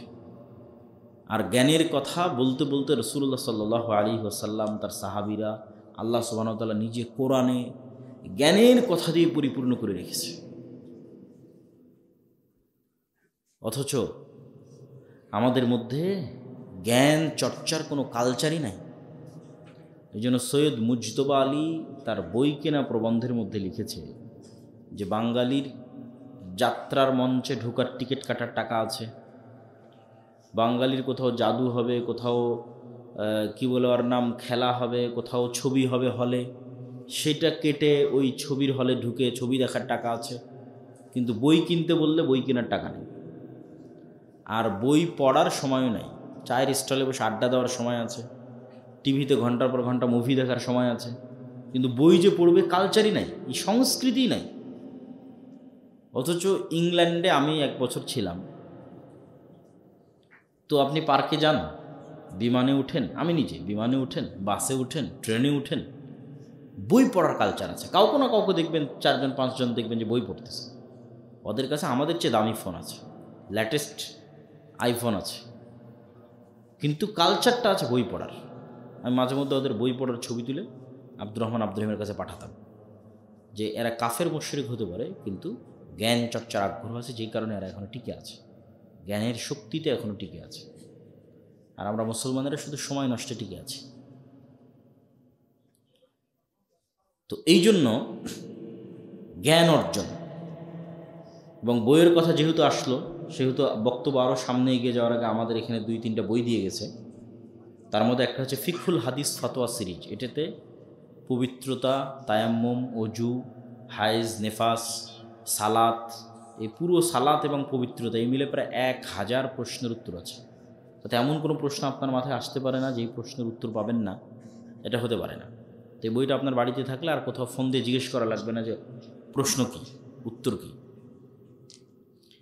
তারপরে হচ্ছে শায়েখ আব্দুর রাজ্জাক বিন ইউসুফের উপদেশ বই আছে, রাসূল সাল্লাল্লাহু আলাইহি ওয়াসাল্লামের সালাত বইটা আছে, আমার লেখা রিজিক বই আছে, এবং সদাচরণ, যে আমলে জান্নাত মিলে, মানে বাপ মায়ের সাথে কেমন আচরণ করতে হবে, আত্মীয় স্বজন পাড়া প্রতিবেশীর সাথে কেমন, ঠিক আছে, ইয়েতিমদের সাথে কেমন, এই যে আচরণের বিষয়গুলো, এবং আচরণ যে সবচেয়ে বেশি স্ত্রীর সাথে কেমন, সন্তান সন্ততির সাথে কেমন, ঠিক আছে, এই আচরণ যে আমলে জান্নাত মেলে সেটা সদাচরণ।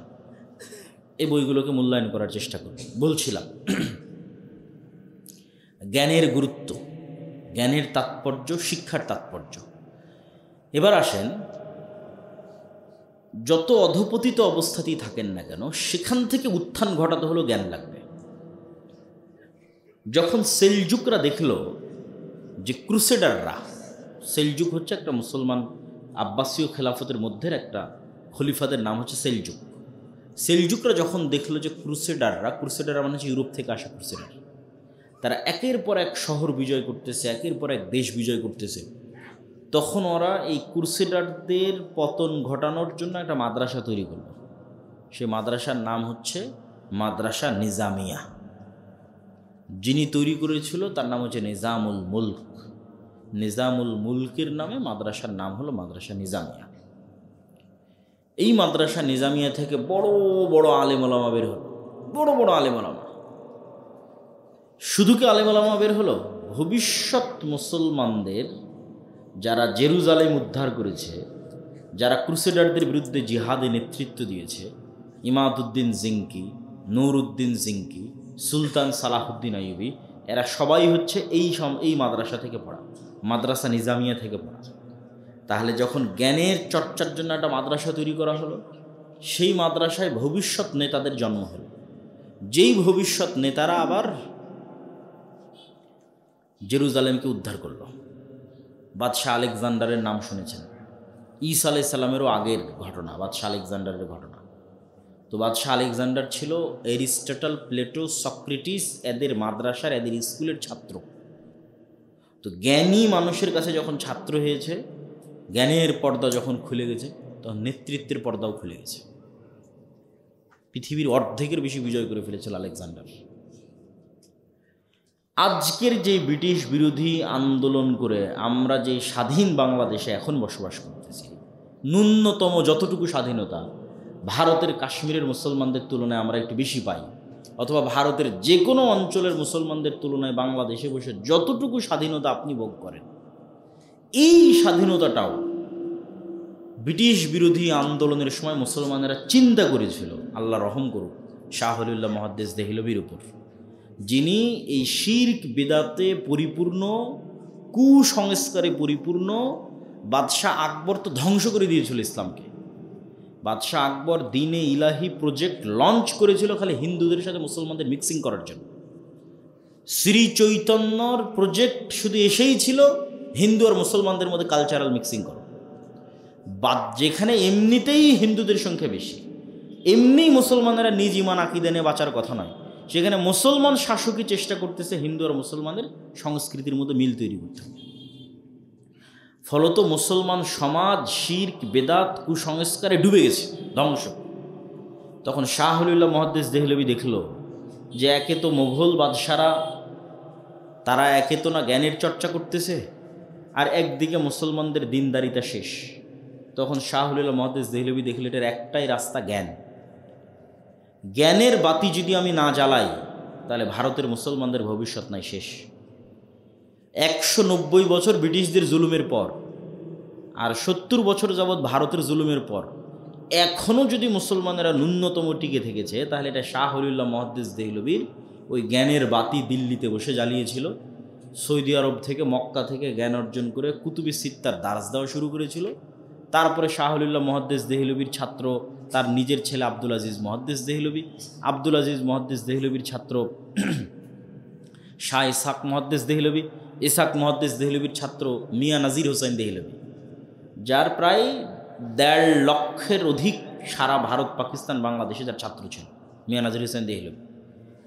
এখনও আফগানিস্তান থেকে শুরু করে একদম আরাকান পর্যন্ত যত জায়গায় দেখবেন আহলে হাদিস মসজিদ আছে, আহলে হাদিসের দাওয়াত আছে, নিশ্চিত থাকেন ওই জায়গাতে মিয়া নাজির হোসেন দেহলভির ছাত্র ওখান থেকে দিল্লিতে জ্ঞান অর্জন করতে গেছে, নাজির হোসেনের কাছে জ্ঞান নিয়ে সেখানে ফিরে গেছে। তো এই যে শাহ ওলিউল্লাহ মুহাদ্দিস দেহলভি জ্ঞানের চর্চা শুরু করলো, তৎকালীন ভারতে কোরআনের অনুবাদই হয়নি, কল্পনা করেন, কেউ জানতো না কোরআন পড়া, যে কোরআন যে জ্ঞান শিখবে এটা কেউ জানতো না। প্রথম শাহ ওলিউল্লাহ ফার্সিতে কোরআন অনুবাদ করেছে, যে মুসলমানদের কোরআন শিখাতে হবে। মুয়াত্তা মালিক অনুবাদ করেছে, মুসলমানদের হাদিস শিখাতে হবে, নাহলে এরা জীবনও ব্রিটিশদের বিরুদ্ধে ফাইট দিতে পারবে না যদি জ্ঞান না থাকে। তারপরে ওই শাহ ওলিউল্লাহ মুহাদ্দিস দেহলভির পৌত্র মানে পোতা শাহ ইসমাইল শহীদ প্রথম ব্রিটিশদের বিরুদ্ধে জিহাদের ঘোষণা দিল। যদি জ্ঞানটা ওখানে না আসতো, এটা অসম্ভব, যে জ্ঞান না থাকলে কিভাবে শাহ ইসমাইল শহীদ ব্রিটিশদের বিরুদ্ধে জিহাদের ঘোষণা দেবে। শাহ ইসমাইল শহীদের বই যদি এখনও আপনি পড়েন, আপনার গায়ের লোম খাড়া হয়ে যাবে। তাকবিয়াতুল ঈমান, তাওহীদের উপর, যখন ভারত উপমহাদেশে মোহাম্মদ বিন আব্দুল ওয়াহাবের কিতাবুত তাওহীদ আসেনি, যখন মদিনা ইসলাম বিশ্ববিদ্যালয় তৈরি হয়নি, যখন এত মসজিদ মাদ্রাসা ছিল না, এত কেউ আকিদা তাওহীদের দার্স দিত না, সেই কোথায় 250-300 বছর আগে শাহ ইসমাইল শহীদ তাওহীদের উপর এই মানের বই লিখেছে শিরকের বিরুদ্ধে। তারপরে গোটা ভারত দাওয়াতি সফরের উপর দাওয়াতি সফর, দাওয়াতি সফরের উপর দাওয়াতি সফর। উনি ওপেন ঘোষণা দিয়েছে, শিরক বেদাত থেকে যতক্ষণ মুসলমানেরা মুক্ত না হচ্ছে ততক্ষণ মুসলমানদের বিজয় সম্ভব নয়। গোটা ভারতে দাওয়াতি সফর দিয়েছেন সৈয়দ আহমদ বেরেলভী এবং শাহ ইসমাইল শহীদ। তারপরে ওই যে আস্তে আস্তে মাদ্রাসা তৈরির সিলসিলা শুরু হলো, কওমি মাদ্রাসা যেগুলোকে আমরা বলছি, তথা জনগণের টাকায় বেসরকারি যে মাদ্রাসা, যেগুলো এখনও টিকে আছে, এই মাদ্রাসাগুলোর কারণেই এখনও পাকিস্তান, ভারত, বাংলাদেশে ইসলামটা টিকে আছে। নাহলে স্পেন থেকে যেভাবে মুসলমানেরা একদম সাফা হয়ে গেছে, এই ভারত উপমহাদেশ থেকে মুসলমানেরা জিরো হয়ে যেত, জিরো, যদি এই জ্ঞানের চর্চাগুলো তৈরি না হতো। সম্মানিত উপস্থিতি, তাহলে আপনি যদি এখন যেখানে দাঁড়িয়ে আছেন এখান থেকে আরও বেশি বিজয় অর্জন করতে চান, আরও জ্ঞানের দরকার, আরও জ্ঞানের চর্চার দরকার। যারা নতুন যুগের চাহিদা অনুযায়ী নতুন জ্ঞান বিজ্ঞানের আলোকে মুসলমানের সন্তানদের জ্ঞান এবং বিজ্ঞান, জেনারেল শিক্ষা, ইসলাম শিক্ষা, দিন শিক্ষা, সকল দিক থেকে উন্নতি ঘটিয়ে একটা নতুন বিপ্লবের রাস্তা তৈরি করবে, এইটা আপনি শিক্ষা প্রতিষ্ঠান ছাড়া করতে পারবেন না। এবং আমরাও এই জ্ঞান কেন্দ্রিক বিপ্লব তৈরি করার জন্য যে কয়েকটা প্রতিষ্ঠান নিয়ে কাজ করতেছি, সেই কয়েকটা প্রতিষ্ঠানের একটা হচ্ছে আদ-দাওয়া ইলাল্লাহ।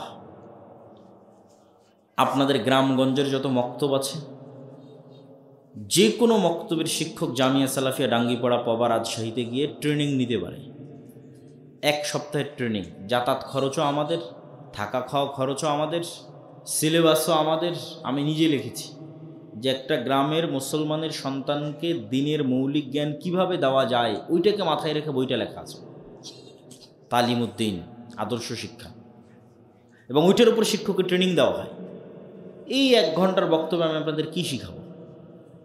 আমি এই ধরনের প্রোগ্রাম ব্যক্তিগতভাবে পছন্দ করি না, মনে শান্তি পাই না। কিন্তু আমাদের ওই সিলেবাসের আলোকে এই নলডাঙ্গায়, এই বাগমারায়, এই পুঠিয়ায় যদি একটা মক্তব চলে, তাহলে ওই সকালবেলা যদি 20টা বাচ্চাও ওই বই থেকে পড়ে, ওখান থেকে কোরআন শিখে, ওটার সাদাকায় জারি আমার কাছে যাবে না? যাবে না? যাবে। এটাই তো শান্তি, এটাই তো প্রশান্তি। আলহামদুলিল্লাহ, এই কাজে আপনাদের যুক্ত হতে হবে, একদম শিক্ষার গোড়ায় হাত দিতে হবে। মসজিদে আপনারা টাইলস লাগাচ্ছেন, মসজিদের নামে জালসা করছেন, মসজিদে ফ্যান লাগাচ্ছেন। আমি তো বলতে বলতে এই পর্যন্ত বলেছি যে মসজিদের টাইলস খুলে বাজারে বিক্রি করে, ফ্যান আর এসি খুলে বাজারে বিক্রি করে একজন ভালো মানের মক্তবের শিক্ষকের বেতনের ব্যবস্থা করে। সমাজ পরিবর্তন হবে, দেশ পরিবর্তন হবে, জাতি পরিবর্তন হবে। কেননা মানুষের এখানে যতক্ষণ নূর না ঢুকেছে, এখানে যতক্ষণ নূর না ঢুকেছে, ততক্ষণ ওই এসির বাতাস দিয়ে জাতি পরিবর্তন সম্ভব নয়, ফ্যানের বাতাস দিয়ে জাতি পরিবর্তন সম্ভব নয়। এইখানে নূর প্রবেশ করাতে হবে, এইখানে নূর প্রবেশ করাতে হবে। এটার জন্য আপনাকে শিক্ষায় ইনভেস্ট করতে হবে। আপনি আজকে আপনার মসজিদের দায়িত্ব ব্রাককে দেন না। আজকে আপনাদের বাংলাদেশের যতগুলো মসজিদ আছে, যদি কয়েক লক্ষ মসজিদ হয়, ব্রাককে যদি বলি কয়েক লক্ষ মসজিদ তোমাকে দিয়ে দিলাম, তো ব্রাক পরের দিন এই সব মসজিদগুলোতে এসি লাগানোর কাজ করবে, না পরের দিন এই সব মসজিদগুলোতে ওদের শিক্ষক নিয়োগ দেবে? আমাকে বলেন। তাহলে তো আপনারাও তো বুঝেন যে ব্রাক কী করবে। এই মসজিদগুলোতে এসি লাগানোর ব্যবস্থা করবে না। ওই মসজিদ যদি 5 টাকা থাকে ওই মসজিদের ফান্ডে, ওই 5 টাকা দিয়ে আগে শিক্ষার ব্যবস্থা করবে, যে গান শিখাও, নাচ শিখাও, ওই 5 টাকা দিয়ে, মানে ওর যেটা শেখানোর দরকার সেটা শেখাও। তাহলে আপনি কেন বুঝতেছেন না যে শিক্ষা আগে? শিক্ষায় ইনভেস্ট আগে, শিক্ষার পিছনে টাকা বিনিয়োগ আগে। মানুষ যত জায়গায় টাকা ব্যয় করে তার মধ্যে সবচেয়ে দামি জায়গা টাকা ব্যয় করার, সেটা হচ্ছে শিক্ষা, জ্ঞান। এটা নিজের পিছনে বিনিয়োগ। আপনারা যারা এমনি আছেন, ব্যবসা বাণিজ্য কৃষিকাজ, আপনাদের উচিত বই পড়ার অভ্যাস থাকে। এটা আপনার নিজের পিছনে বিনিয়োগ। যে যত বই পড়বে ওর টাকা এমনি তত বেশি হবে, কেন ওর সিদ্ধান্ত তত ভালো হবে, ও তত উন্নত আধুনিক চিন্তা করতে পারবে। আমাদের 2 নম্বর প্রতিষ্ঠান হচ্ছে রাবিতাতুল মাদারিস সালাফিয়া, যেটার অধীনে এই প্রতিষ্ঠানটা অধিভুক্ত। জামিয়া সালাফের সিলেবাসে কিন্তু এই প্রতিষ্ঠানটা পরিচালিত হয়। এখানকার শিক্ষকদের আমরাই জামিয়া সালাফিতে নিয়ে গিয়ে ট্রেনিংয়ের ব্যবস্থা করি। আপনাদের পাশেও আর একটা কোথায়, এখান থেকে 15-20 কিলোমিটার দূরে আর একটা প্রতিষ্ঠান, মোল্লাপাড়া না কি যেন, সেখানেও আমাদের জামিয়া সালাফের অধিভুক্ত একটা প্রতিষ্ঠান আছে। তো এই প্রতিষ্ঠানগুলোকে আপনারা যত ভালো মানের শিক্ষক নিয়োগ দিবেন, যত ভালো মানের শিক্ষা ব্যবস্থা তৈরি করবেন, আপনাদের সন্তানেরা তত ভালো শিখবে। যত ভালো পরিমাণ জ্ঞান সে অর্জন করবে, ও তত ভালো নেতা হবে। সত্যবাদিতা, ন্যায়পরায়ণতা, মোল্লাপাড়া সালাফিয়া মাদ্রাসা পুঠিয়াতে। তো সত্যবাদিতা, ন্যায়পরায়ণতা, এটা যেমন নেতৃত্বের 1 নম্বর শর্ত, নেতৃত্বের 2 নম্বর শর্ত জ্ঞান। এই জন্য জ্ঞানের পিছনে আপনাদের বাড়িতে জরুরি ভিত্তিতে লাইব্রেরি থাকা উচিত। প্রত্যেক মা বোনের পড়ার অভ্যাস থাকা উচিত। প্রত্যেক বাবা এবং সন্তানের, আপনি কৃষক হন, ব্যবসায়ী হন, পড়ার অভ্যাস থাকা উচিত। একটা জিনিস দিয়েই আপনি আপনার সব বদ অভ্যাস দূর করতে পারবেন। ওই যে স্টলে বসে চা খাচ্ছেন, সিগারেট খাচ্ছেন, টিভি দেখতেছেন, ছেলে মেয়ে মোবাইল চালাচ্ছে, বউ মোবাইল চালাচ্ছে, এই যে সবাই একটা নেশায় ব্যস্ত, একটা জিনিসের স্বাদ এই নেশাগুলো অফ করে দিতে পারবে। সেটা হচ্ছে অজানাকে জানার স্বাদ, জ্ঞানের স্বাদ। বই পড়ার মধ্যে একটা আনন্দ আছে, বই পড়ার মধ্যে একটা মজা আছে। এই মজাটা অনুভব করতে পারতে হবে। আপনি কয়েক রকমের বই রাখেন আপনার বাড়িতে, ইতিহাসের বই রাখেন, কোরআন হাদিসের বই রাখেন, জেনারেল বিজ্ঞানের বই রাখেন, পেপার পত্রিকা রাখেন, একটা না একটা তো পড়তে ভালো লাগবে। খাবারের টেবিলে বসলে যেমন মুরগির গোস্ত থাকে, গরুর গোস্ত থাকে, ডিম থাকে, আচ্ছা মুরগির গোস্ত ভালো লাগছে না, ডিম খাবো। তো পড়ার টেবিলে বসলে যেন, আচ্ছা ঠিক আছে আমার ইতিহাসের বই ভালো লাগতেছে না, আমি আজকে কোরআন হাদিসের বই পড়বো। কোরআন হাদিসের বই পড়তে ভালো লাগছে না, ঠিক আছে আমি আজকে তাহলে জেনারেল বিজ্ঞানের বই পড়ব। কিন্তু পড়ার অভ্যাস তৈরি করতে হবে। পড়াই একমাত্র অভ্যাস যেটা শাশুড়ি বইয়ের ঝগড়া কমিয়ে দিতে পারে, যেটা মোবাইলের ব্যবহার কমিয়ে দিতে পারে, যেটা ছেলে মেয়েদের মোবাইলের নেশা কমিয়ে দিতে পারে। আপনারা যারা বয়স্ক হয়ে গেছেন, চায়ের স্টলে বসে আড্ডা দেন, মিথ্যা গীবত রচনা করে নিজের গুনাহের পাল্লাকে ভারী করেন। শয়তান মানুষকে যে সমস্ত মাধ্যমে জাহান্নামে নিয়ে যেতে চায়, তার মধ্যে সবচেয়ে সহজ মাধ্যম, যেটাতে বেশি মানুষকে জাহান্নামে নিয়ে যাবে। আপনাকে যদি বলি চলেন অমুক জায়গায় গিয়ে জেনা করতে হবে, আপনার মান সম্মানের ভয় আছে, আপনি যেতে চাইবেন না। আপনাকে যদি শয়তান বলে চলেন অমুককে হত্যা করতে হবে, বিচারের ভয় আছে, করবেন না। আর শয়তান যদি আপনাকে বলে অমুক নেতাকে গালি দে, দিবেন না? দিবেন না। এখানে মান সম্মানেরও ভয় নাই, টাকা পয়সা হারানোরও ভয় নাই, অতএব মুখ দিয়ে গালি অহরহ চায়ের স্টলে বসে বের হতেই থাকে। তাহলে শয়তান সবচেয়ে ইজি, মানে বাটন চাপলেই জাহান্নামে নিয়ে যেতে পারবে আপনাকে, সেটা যে আপনার জিহ্বা। সবচেয়ে ভয়ঙ্কর মেশিন, যেটা ব্যবহার করে সারা দুনিয়ার বেশিরভাগ মানুষকে জাহান্নামে নিয়ে চলে যাবে। ঠিক এই জিহ্বাই এত ভয়ঙ্কর যে এই জিহ্বা দিয়ে আপনি ছোট্ট ইবাদত দিয়ে জান্নাতে চলে যেতে পারবেন। শয়তান বলছে তুই গীবত কর, আপনি বলবেন যে না আমি গীবত করব না, আমি কি বলবো? সুবহানাল্লাহ বিহামদিহি সুবহানাল্লাহিল আযীম। শয়তান বলে তুই মুখ গালি দে, না আমি গালি দেব না, আমি কি বলবো? লা ইলাহা ইল্লাল্লাহু ওয়াহদাহু লা শারীকা লাহু লাহুল মুলকু ওয়া লাহুল হামদু ওয়া হুয়া আলা কুল্লি শাইইন কাদির। কাজ তো জিহ্বার, না দৌড়ানো লাগছে, না লাফানো লাগছে, না উজু করা লাগছে। ওই জিহ্বা ব্যবহার করে মানুষকে গালি দিতেন, এটা ব্যবহার করে আল্লাহর জিকির করবেন। শয়তান নিয়ে যেত জাহান্নামে, আপনি চলে যাবেন জান্নাতে। বলেন আল্লাহু আকবার। তাহলে এই যে জ্ঞানের চর্চা যদি না করেন, পরিবারে যদি জ্ঞানের চর্চা তৈরি না করেন, সন্তানদেরকে যদি জ্ঞানের রাস্তায় না নিয়ে যান, তাহলে না আপনার সন্তানের কোনো ভবিষ্যৎ আছে, না আমাদের দেশ ও জাতির কোনো ভবিষ্যৎ আছে। সন্তানকে 100 বিঘা জমি দিয়ে যাবেন, ওটি না মারামারি করবে। সন্তানকে বিশাল মোটরসাইকেল দিবেন, সন্তানকে মোবাইল দিবেন, ওটা না ধ্বংস হয়ে যাবে। একটা জিনিসে আপনি আপনার সন্তানকে দিতে পারেন, সেটা হচ্ছে জ্ঞান। একটা জিনিসে আপনি নিজে অর্জন করতে পারেন, সেটা হচ্ছে জ্ঞান। একটা জিনিসে আপনার স্ত্রীকে দেওয়ার ব্যবস্থা করতে পারেন, সেটা হচ্ছে জ্ঞান। ওই সোনা গহনা শাড়ি কিনে দিয়ে কী করবে? ওগুলো মানুষ চুরি করে নিয়ে যাবে, হারিয়ে যাবে।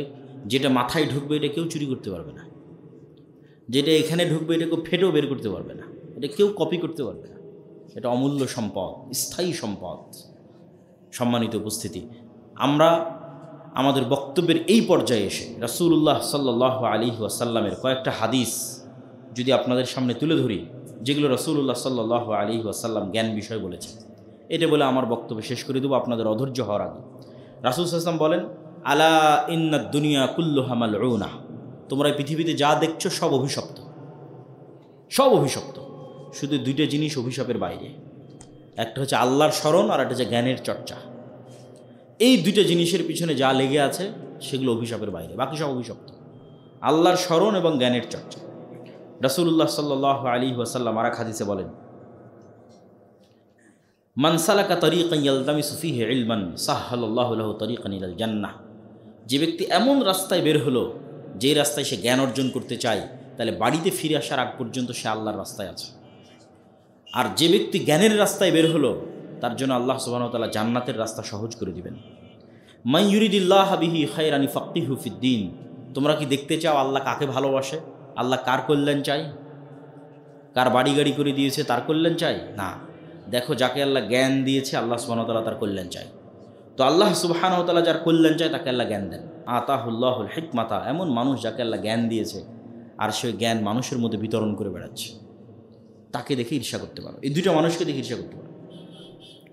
ইযা মাতাল ইনসান ইনকাতা আনহু আমালুহু, মানুষ যখন মারা যায় তখন তার সব আমলের রাস্তা বন্ধ হয়ে যায়, কিন্তু তিনটা আমলের রাস্তা উন্মুক্ত থাকে। সাদাকাতিন জারিয়া, ওই যে টাকার পাওয়ার, টাকা দিয়ে কোনো একটা জিনিস করে দিয়েছে, সাদাকায়ে জারিয়া অব্যাহত আছে, কবরেও নিকে যেতে থাকবে। যে নওয়াব স্যার সলিমুল্লাহরা ঢাকা বিশ্ববিদ্যালয় করে দিয়েছে, বুয়েট করে দিয়েছে কত বছর আগে, আপনি ওই মাদ্রাসা করে দিবেন, যতদিন মাদ্রাসা থাকবে আপনার কবরে নিকে যাবে। এলো টাকার পাওয়ার। দুই নম্বর পাওয়ার জ্ঞানের পাওয়ার, ইলমুন ইউনতাফাউ বিহি। একজন দিয়েছে টাকা আর একজন জ্ঞান। ওর জ্ঞান থেকে যত মানুষ কোরআন শিখবে, দিন শিখবে, তারপরে শিখবে, সাদাকায়ে জারিয়া হিসেবে তার কবরে যেতেই থাকবে। আমি যে হাদিস পড়তেছি এটা সহিহ বুখারীর হাদিস। তো এই হাদিস সংগ্রহ করতে ইমাম বুখারীকে সফর করতে হয়েছে, অনেক কষ্ট করেছে হাদিসটা সংগ্রহ করার জন্য। ওই হাদিসটা বলে আজকে আমি আপনাদের শোনাচ্ছি। তো এটা নাকি ইমাম বুখারীর কবরে যাচ্ছে না? আচ্ছা, এই হলো জ্ঞানের পাওয়ার। তাহলে টাকার পাওয়ার এবং জ্ঞানের পাওয়ার, এই দুটি জিনিস খুব দামি। ওয়ালাদিন সালিহিন ইয়াদউ লাহ, অথবা সৎ সন্তান যে তার পিতার জন্য দোয়া করবে। রাসূলুল্লাহ সাল্লাল্লাহু আলাইহি ওয়াসাল্লাম আর এক হাদিসে বলেন, ইন্নাল্লাহা লা ইয়াকবাজুল ইলমা ইনতিজাআন ইয়ানতাজিউহু মিনাল ইবাদ। কিয়ামতের আলামত হচ্ছে জ্ঞানকে উঠিয়ে নেওয়া হবে। ইরফাউল ইলম ওয়া ইউকসারুল জাহাল। তো কেমনে জ্ঞান উঠিয়ে নেওয়া হবে? রাসূল সাল্লাল্লাহু আলাইহি ওয়াসাল্লাম বলছেন, দেখো আল্লাহ এইভাবে জোর করে জ্ঞান ছিনিয়ে নেবে না, যে মানুষের মধ্যে থেকে এমনভাবে জ্ঞান ছিনিয়ে নিল যে আজ সকালে কোরআন মুখস্থ ছিল, কাল সকালে ভুলে গেল। এইভাবে জ্ঞান ছিনিয়ে নেওয়া হবে না।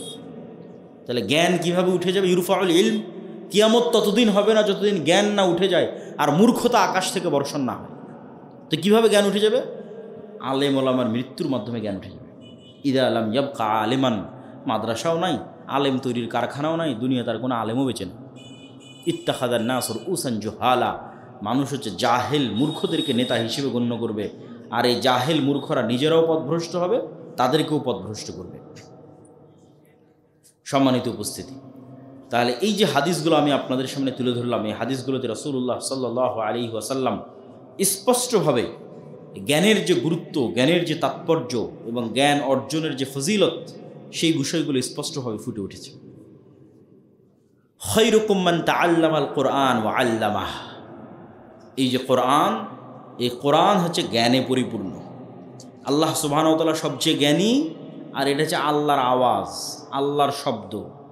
আল্লাহ সুবহানাহু ওয়া তাআলার জ্ঞান থেকে আল্লাহ সুবহানাহু ওয়া তাআলা এই কোরআন মানব জাতির হেদায়েতের জন্য দিয়েছেন। তো এই জন্য এই কোরআন পড়া এবং বুঝা প্রত্যেক মুসলমানের জন্য জরুরি। তোমাদের মধ্যে সর্বশ্রেষ্ঠ সে যে নিজে কোরআন শিখে এবং আর একজনকে কোরআন শিখায়। রাসূলুল্লাহ সাল্লাল্লাহু আলাইহি ওয়াসাল্লাম এবং আল্লাহ সুবহানাহু ওয়া তাআলা পবিত্র কোরআন মাজিদে জ্ঞান অর্জনের দোয়া শিখিয়ে দিয়েছে। রব্বিশ রাহলি সদরি ওয়া ইয়াসসির লি আমরি, হে আল্লাহ আমার বুককে উন্মুক্ত করে দেন, জ্ঞানের জন্য, নূরের জন্য। রব্বি জিদনি ইলমা, হে আল্লাহ আমার জ্ঞানকে বাড়িয়ে দেন। রাসূল সাল্লাল্লাহু আলাইহি ওয়াসাল্লামের কাছে যখন কেউ দোয়া চাইতো তখন তিনি সবার আগে জ্ঞানের দোয়া করতেন। আব্দুল্লাহ বিন আব্বাস যখন দোয়া চেয়েছে আল্লাহুম্মা ফাক্কিহু ফিদ্দীন, আল্লাহ তাকে দ্বীনের জ্ঞান দান করো। এবং সাহাবীদের মধ্যেও, রাসূল সাল্লাল্লাহু আলাইহি ওয়াসাল্লামের স্ত্রীগণের মধ্যেও জ্ঞান চর্চার অভ্যাস ছিল। আয়েশা রাদিয়াল্লাহু তাআলা আনহা তিনি নিজে জ্ঞান চর্চা করতেন। তাহলে আল্লাহ সুবহানাহু ওয়া তাআলা কোরআন মাজিদে এবং রাসূলুল্লাহ সাল্লাল্লাহু আলাইহি ওয়াসাল্লাম হাদিসে জ্ঞান বাড়ার জন্য এবং জ্ঞান শিখার জন্য দোয়া শিখিয়ে দিয়েছেন। সম্মানিত উপস্থিতি, আমরা আমাদের বক্তব্যের শেষ পর্যায়ে চলে এসেছি। আল্লাহ সুবহানাহু ওয়া তাআলা আমাদের অত্র এলাকায়, অত্র মসজিদ এবং অত্র মাদ্রাসার মাধ্যমে আপনারা কি নিজেরা জ্ঞান শিখতে এবং সন্তানদের জ্ঞান শেখাতে ইচ্ছুক? নিজেদের বাড়িতে পরিবারে একটা ছোট্ট করে লাইব্রেরি করতে ইচ্ছুক? নিজে আজ থেকে অন্তত টুকটাক কোরআন, হাদিস এবং যে কোনো পরিবারের জ্ঞান বই পড়তে ইচ্ছুক? এটাই জাতির মুক্তি, ন্যায়পরায়ণতা, সত্যবাদিতা আর জ্ঞান। আল্লাহ সুবহানাহু ওয়া তাআলা আমাদের কবুল করুক। আল্লাহুম্মা আমিন। ওয়া আখিরু দাওয়ানা আনিল হামদুলিল্লাহি রাব্বিল আলামিন। কিছু প্রশ্ন আছে, এই প্রশ্নগুলো নিয়ে যাবেন। আচ্ছা, হ্যাঁ, এটা তো আসলে আলাদা করে বলার দরকার নেই। আপনাদের এই প্রতিষ্ঠানে আপনারা সন্তান দিবেন, অর্থ দিবেন, ভর্তি করাবেন, আপনাদেরই প্রতিষ্ঠান।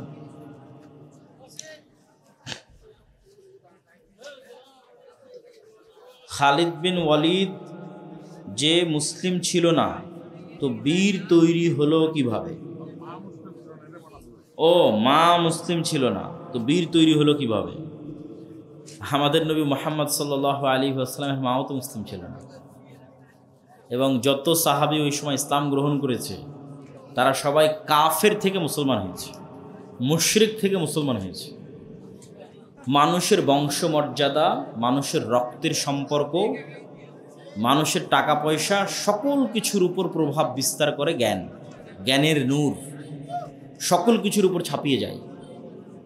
একজনের মানুষের বাপ মা পুরো বংশ খারাপ হতে পারে, কিন্তু ওর কালবে যদি জ্ঞানের নূর ঢুকে যায় তাহলে আর রক্তের উপর প্রাধান্য পেয়ে যাবে নূর, এবং ও ইসলাম গ্রহণ করে নিবে, ভালো হয়ে যাবে।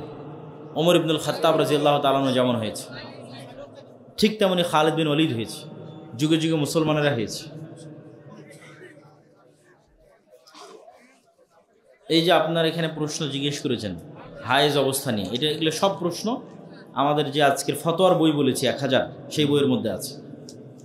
মুসলমান নারীর, মহিলাদের কোরআন শিক্ষার জন্য রাজশাহী কয়দিন প্রশিক্ষণ নিতে হবে বলবেন? মহিলাদের প্রশিক্ষণ আমরা এখন আয়োজন করতে পারিনি, আমরা শুধু পুরুষদেরই প্রশিক্ষণ আয়োজন করতেছি। ছোট আটো বোরখা পরা যাবে কি না? জি না। পর্দা মানে শুধু কাপড় নয়, পর্দা মানে আগে অন্তরে লজ্জা। অন্তরে লজ্জা তৈরি হলে অটোমেটিক পর্দা করতে পারবে। আর যদি অন্তরে লজ্জা তৈরি না হয় তাহলে শুধু কাপড় দিয়ে পর্দা হবে না, শুধু পোশাক দিয়ে পর্দা হবে না। তখন ওই পোশাক পরে আপনি পরপুরুষের সাথে কথা বলবেন, ওই পোশাক পরে আপনি অবৈধ সম্পর্কে যাবেন।